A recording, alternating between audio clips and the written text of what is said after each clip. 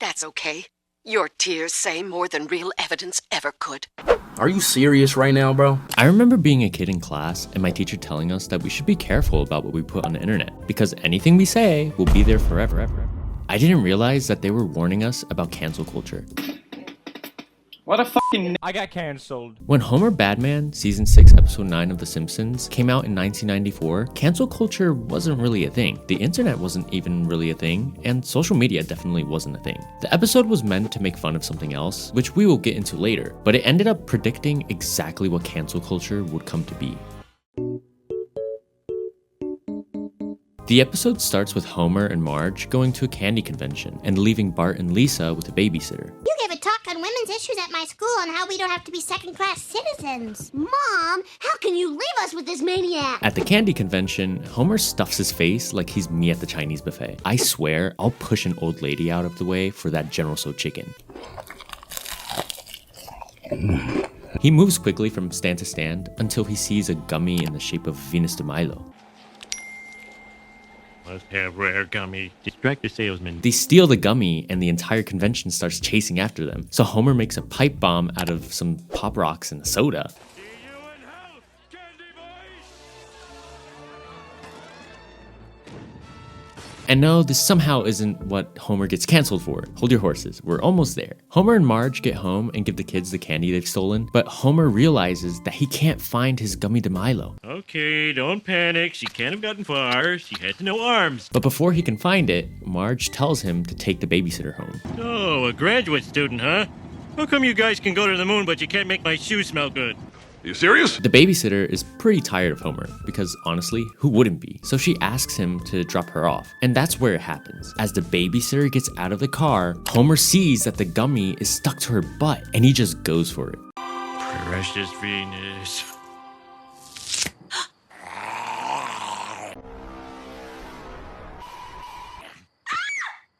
Thank you! This wouldn't have been an issue if Homer was good looking. As we all know, the only difference between flirting and inappropriate behavior is a good jawline and a great smile. Obviously, Homer doesn't have that, so that is what leads to him being accused of harassing the babysitter. Even though he didn't technically harass her, I hope all you men out there know that you should ask before you go grabbing for crap stuck to girls' butts. Not literal crap, you know what I mean. Yeah, boy. I think it's also important to mention the heavy symbolism in the scene. Homer is tempted by Venus, the literal goddess of love and attraction, to reach out for the babysitter's butt. Again, not a great look, but everything seems fine and dandy the next morning. The family is just hanging out in their living room when all of a sudden, a massive crowd forms outside their house. There's the man that sexually harassed me! Oh, woo! For a minute there, I thought I was in big trouble. This is basically how cancel culture works today on social media. You go to sleep one night and wake up the next morning to find out your entire career's gone because you misspelled ginger one time in your high school group chat. It's also a dig at the leaders of cancel culture, college students. We all have that one blue-haired they-them in our class whose only hobby is hunting down other people's embarrassing tweets. Homer has no idea what to do, but Marge gives him an idea. And I think you should go outside and straighten this out. Some of their chants are very catchy and memorable. Marge hits the nail on the head here. The actual danger to Homer here isn't the accusation of sexual harassment, it's the crowd's ability to sensationalize it. Experts say that in the US, only about 1/3 of rapists are charged. The majority of them get away with it. But the crowd's chants could really put Homer's career and reputation in danger, so he goes out to talk to them. It's just grabbing a gummy Venus de Milo that got stuck to your pants. Yeah, right. That's the oldest excuse in the book. It's like when a YouTuber puts out an apology video. It doesn't work because once a group decides that they don't like you, the sheep mentality takes over and it's impossible to convince them you're innocent. Sorry, Colleen Ballinger, not even a song's gonna save you. But the difference between Homer's case and most YouTubers is that Homer is innocent. So Marge looks out and sees that the protesters have set up tents. They seem to be building some sort of a shanty town. This is another joke on the people that tend to engage with cancel culture. They seem to have a lot of time on their hands. Not only that, but they dedicate their time to weird things. Sexual harassment is an issue, and a very widespread one at that. But if you dedicate your time to canceling specific people, then you're never going to solve the main issues that really lead to it happening. Canceling someone is essentially just a band-aid. It's like those videos where someone covers up a scratch on their car with a Sharpie, and then pulls back to show the car is actually completely wrecked. Bruh. But Homer's protesters don't care and are waiting for him the next morning. Do your worst, protesters. You can't stop me from living my life. The protesters harass and follow Homer all the way to work. You people aren't allowed in here. It's okay. They're with me. You know all those comedians who are like, you can't tell a joke today without getting canceled, and they're just talking about a bunch of college students tweeting at them on an app that they could easily just not look at? This is like that. Homer has every right to just turn the protesters away. Hell, they're trespassing on his property. But he chooses not to. It seems like Homer does this out of politeness, but in real life, it's usually for the attention. And also because everyone loves to be the victim. Homer prays to God for a solution and is invited to a TV interview to clear his name. Somebody had to take the babysitter home. Then I noticed she was sitting on the gummy Venus, so I grabbed it off her. And of course, the program airs the interview in a totally unbiased way. Somebody had to take the babysitter home. Then I noticed she was sitting on her sweet can. I grabbed her sweet can. Homer's story of the gummy Venus would already be pretty hard to believe, but the news station just has to go the extra mile to make Homer look like the most evil person ever. The media takes this and runs with it. They park news vans outside the Simpsons house and run stories on Homer all the time.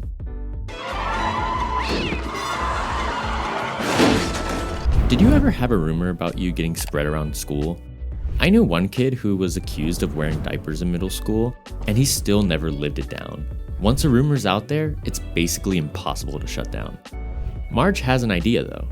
She invites all of Homer's remaining friends to come defend him. How can you judge this man without talking to the people who know him best? We got the real dirt on Homer Simpson. With Homer being a victim of cancel culture, it can be hard to remember that he was never a saint. He's done his fair share of cheating, lying, stealing, and other bad things. When someone is put under the microscope of cancel culture, it can start to uncover other bad things from their past.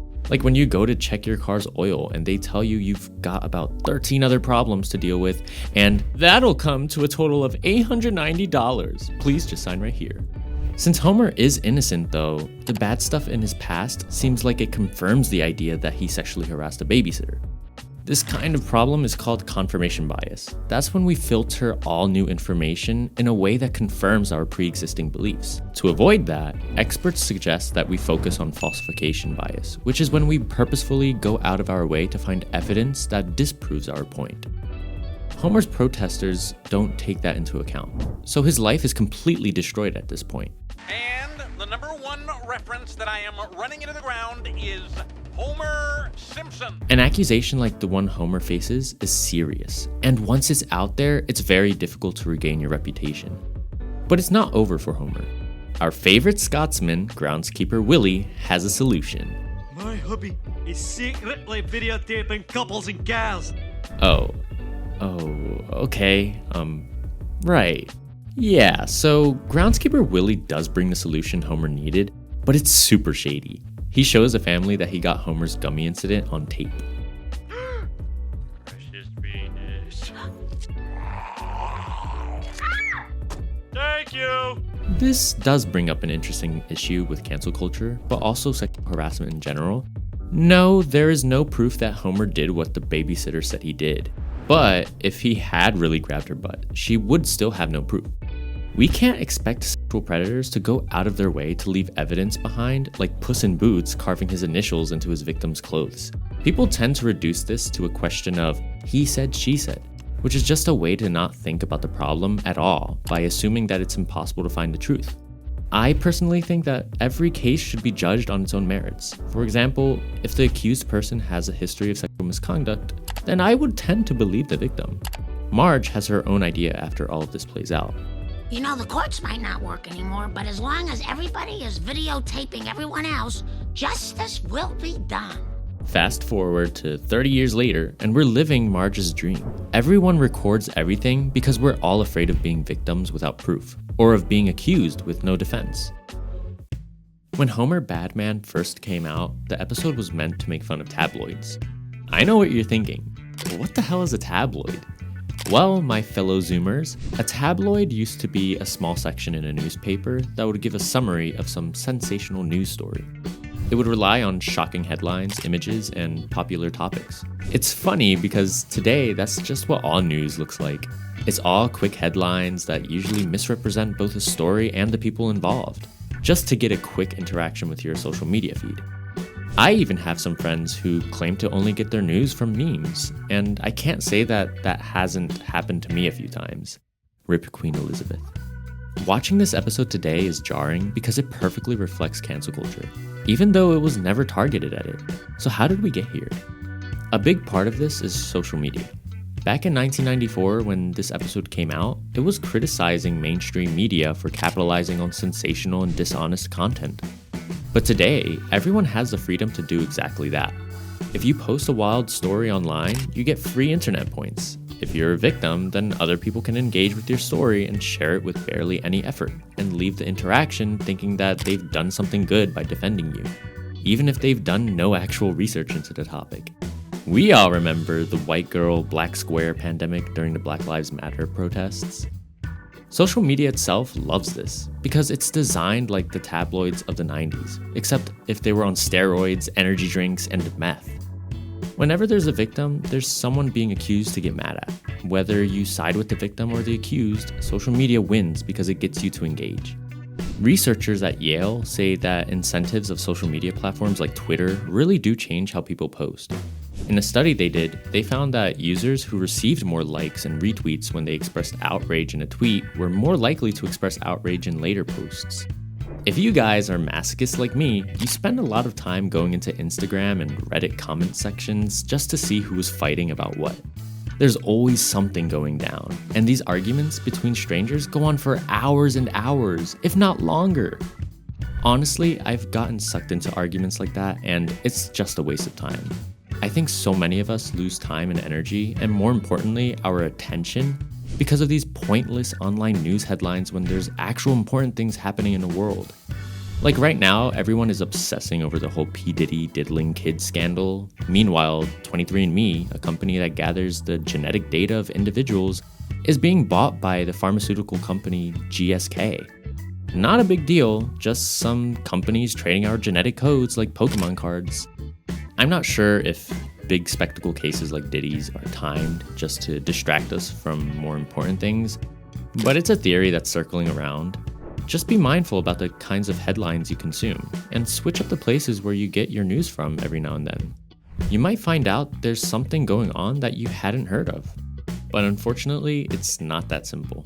Cancel culture seems to have some sort of actual power that extends further than just some angry college kids in your comment sections. It's hard to say how effective it really is though.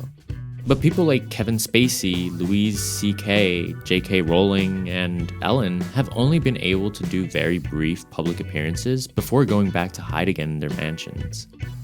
Cancel culture is defined as a social phenomenon where people, who are usually public figures, receive backlash from a widespread group on social media for behavior they think is offensive or problematic. Usually, it leads to them losing their career or reputation.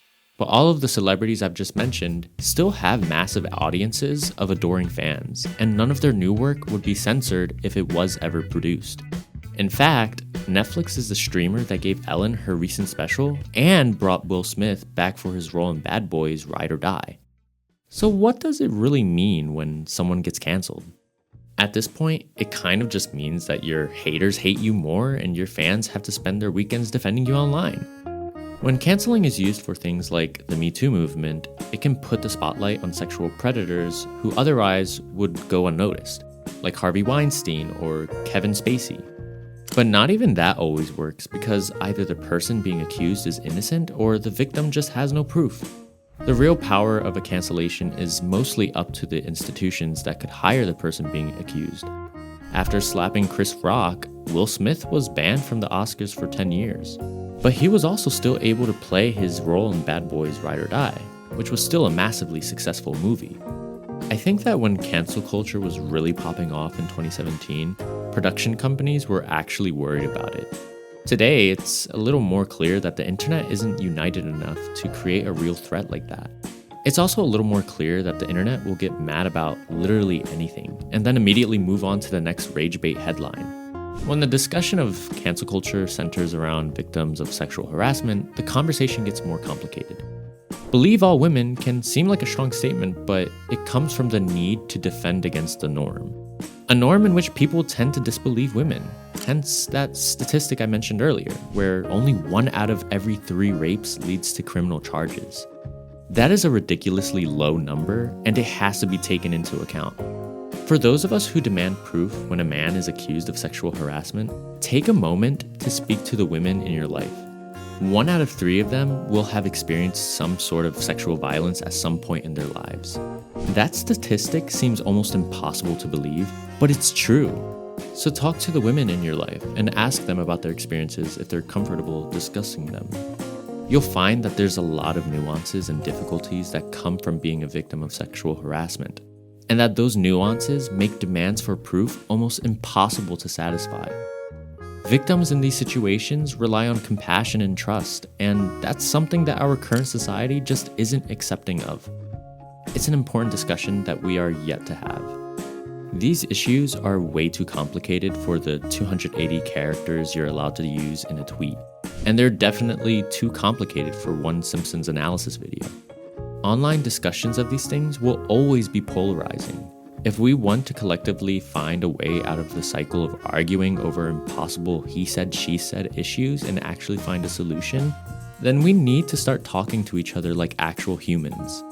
So whatever side you find yourself on, don't give in to the algorithms that are designed to create outrage. Otherwise, only the social media companies win.